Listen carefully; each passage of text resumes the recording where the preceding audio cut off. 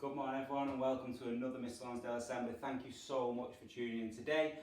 So tomorrow is going to be a Friday assembly where we're going to show some of the work that you've sent me during the week, which will be great, so thank you for sending that. Today I'm going to set you a task to do if you want to do as well, so there's going to be a task at the end of today.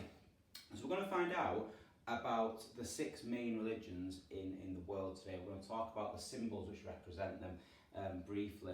So we've been talking this week about love, about peace, about symbolism and about British values as well, and this all fits into one today because we're going to look at the 6 religions. In England we have people who follow all 6 of these religions, so it's very good to understand and to think about that, and especially seeing as we are trying to, as a school and as a community, be more diverse, look after and respect people of all different faiths and religions and beliefs. It's important that we understand a little bit more. So today we're going to look at these 6 world religions. Your task is going to be to just do a bit of a fact file, to find out about them, to do a video, whatever you want to do. It could be on just one of these religions, it could be on all 6, it might just be on the symbols like I've done, it could be about a different aspect of the religions as well. So I have put on the PowerPoint has got a little bit of a something you can print off if you've got a printer, and you can use at home, or you can use whatever you want there as well. Bear with me today, Harry and Finn are not with me, so I'm doing the PowerPoint as well. So the 6 main religions, and there are more, I know, are Christianity, Judaism, Hinduism, Sikhism, Buddhism and Islam as well. And we're just going to look, and I touched on it briefly yesterday, and find out a little bit more about the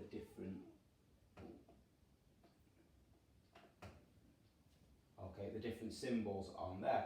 So the first one is the Om, which is the Hindu symbol, and it's a special word that they use at the start and the end of every prayer. So it's the Om, and it's the start and end of every prayer, and it's actually some letters from a really ancient language called the Sanskrit, which is the old language there. So that is the Om of Hinduism, and that represents their religion. Okay, and there's many Hindus in this country that we live in at the moment. Okay. The second one is the Star of David. Now, David was a very, very important king for the Jewish people in Judaism, and he was an important king. And the Star of David actually has 6 points, but it's a very important symbol. We're not quite sure where it came from, but it represents the Jewish faith and Judaism. So that's that symbol there. So that's the second one of the religions. The third one is the crescent moon, which is from Islam. So the crescent moon, which is a moon and a star, is very important. It shows the Muslim people the way to live their life, and that they should follow their religion and be good and be kind, and it helps to guide them through difficult times. So many early Muslims, they lived in the desert, and so when they were in the desert, they could see the moon and the stars, and they used the moon and the stars to find their ways around, help to guide them. So that's where the symbol came from. So then we've got the Christian cross, which is there, which represents both life and death. It represents the death of Jesus, and many Christians wear crosses around the neck, or crosses on themselves to represent that.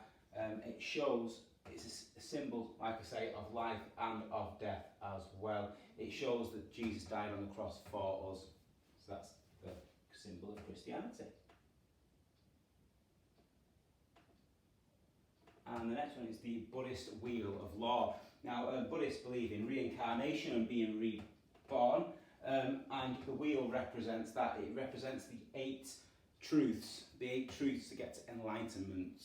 So they are trying to get to enlightenment, they are trying to live a good life, the best life they can to get to that. And the wheel shows, the wheel of law shows the 8 laws, the 8 truths that they have to pass to get to enlightenment. So that's what the wheel represents.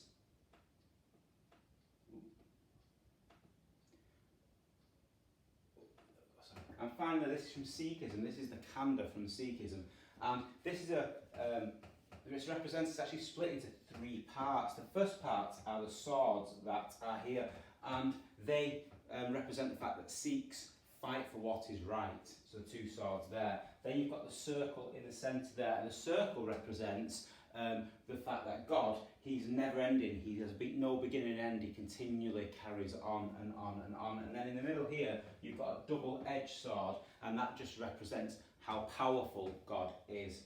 So that's the power of God in the middle there as well. Okay, so they are the symbols of the six main religions: Christianity, Judaism, Hinduism, Sikhism, Buddhism and Islam as well. So they are all of the symbols that have gone through there. So what I'd like you to do today is just find out a little bit more about that. I'd love to see fact files. I'm sorry I kept having to turn around to do the PowerPoint, but the PowerPoint's there for you to use. All this information's on there. Harry and Finn will be back tomorrow and we're going to look through your work. Just a very quick assembly today. It's important though that we understand that in this world that we live in, there are diverse communities, different people, different cultures, different backgrounds and also different religions as well. So it'd be great to see some of your learning, some of your work today. Thank you once again for tuning in, and I will see you tomorrow. Have a good day everyone. Bye.